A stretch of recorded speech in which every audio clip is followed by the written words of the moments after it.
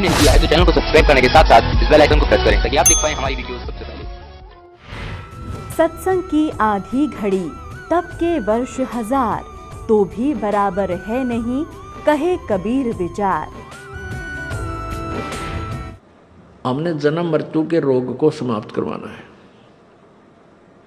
और जब तक जन्म मृत्यु का रोग नष्ट नहीं होगा तब तक हम सुखी नहीं हो सकते। इसको आप अपने बिल्कुल, पहले कहते थे ना, पल्ला गांठ लगा लो, यानी ऐसे स्थान पर नोट कर लो जिसको आप डेली याद कर सको। और यहां हम सुखी हैं ही नहीं, और आज मान लीजिए आपके पास अच्छी संपत्ति भी है, अच्छी संतान भी है, और आपका शरीर भी ठीक है, मृत्यु अवश्य होगी। जिसको इस संपत्ति को तू अपना मान रहा, संतान को, ये तेरी नहीं है, ना तेरे साथ रह गया, तो ये तो छोड़नी पड़ेगी। तो मान लीजिए हमने ये तो पक्की गांठ मार लो, ये तो एक विशेष उद्देश्य बनाओ कि मृत्यु तो होगी तो है ही, लेकिन हमने फिर मृत्यु होने के बाद दोबारा इस कोल्लू में नहीं डलना, इस अरहट के कुएं में नहीं पड़ना। इसलिए मन कर्म वचन तय वो टारगेट बनाओ कि हम सतलोक जाएंगे। सतलोक उस समय जाएंगे जब हमारा यहां से कति हृदय ठलेगा, बेटा और बेटियों से, कार और कोठियों से। पूरी संपत्ति को आप अपना नहीं मानोगे कि मेरा है भी नहीं, लेकिन हम मान रहे हैं जीव संज्ञा में आकर। हमने ऐसे अपने आप को पीव बनाना है, यानी देव संज्ञा में लाना पड़ेगा। और जब हंस रूप में हम आ जाएंगे फिर सोचेंगे सारा, हम अच्छे और बुरे का, अपने और पराये का पूरा निर्णय करेंगे। तो हंस दशा में जब तक हम नहीं आएंगे फिर हम कितनी भक्ति कर ले, भक्ति का फल निष्फल नहीं जाएगा, वो तो आपको मिलेगा। क्योंकि फिर वो मिला कहाँ, स्वर्ग में चले गए, महास्वर्ग चले गए, फिर गधे बन गए। तो इस बीमारी से दपार हमने कटवाना है, इस रोग का तो हमने निवारण करवाना ही है कि जन्म मृत्यु फिर ना हो। तो उसके लिए जब आप यहां से चलोगे, शरीर त्यागने लगोगे, तो शरीर त्यागने लगोगे तब आपको अंत समय में भगवान की ये भक्ति याद रहनी चाहिए।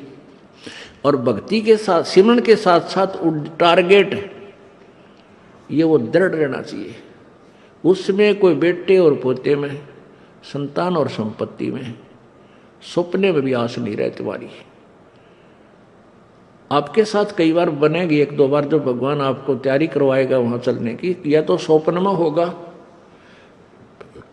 या वैसे झटका आपको हल्का सा कोई देगा भगवान।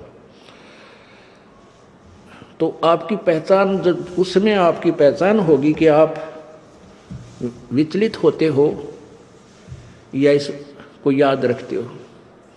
कोई दुर्घटना आती है हल्की सी, उसमें एक तने को हायरी मां मर गया, एक अपना सुमरण करे, ये बंदी छोड़, फिर सांस के सिमरण पा जा।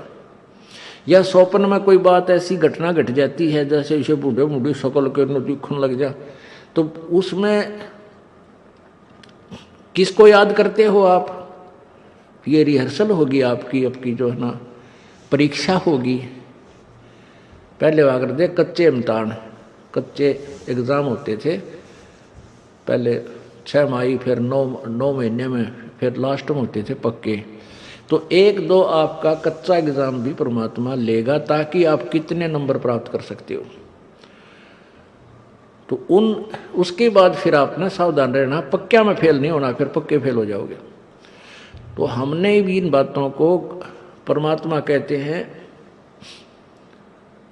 मौला बैठा मोर्चे और देखे जन की भेड़े, 12 कोट यम किंकर जहां एक नाम की खैड़। परमात्मा आपको देख रहा है, आप जिस मोर्चे में, युद्ध में, जिस लड़ाई में आप लड़ रहे हो, आप यहाँ अज्ञान के साथ ज्ञान से लड़ रहे हो और काल के साथ लड़ रहे हो। जब आपके ऊपर आपत्ति आवे, कहते हैं 12 करोड़ यम के दूत भी आपको आकर घेर लें तो उस समय आप किसको याद करोगे? सिमरण करना श्वास का। परमात्मा आपको देख रहा है कि ये कौन सा हथियार उठाओगा। ये माँ बाबू ने याद करे, हाय माँ बचा ले, हाय बाबू पिताजी आ जाओ, मर गया भाई बचाइए, या वहां पर सिमरण शुरू करता है।